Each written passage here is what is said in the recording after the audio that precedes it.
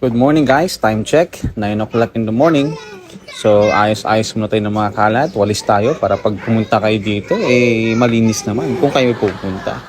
So of course, itong ginagawa natin sa ating mga tanks, ng mga paludarium, mga terrarium, dilig-dilig, linis ng salamin. And pagka sobrang dami ng tubig sa ilalim, minsan binubuksan ko lang siya. Ayan, so punas-punas ng salamin, dilig.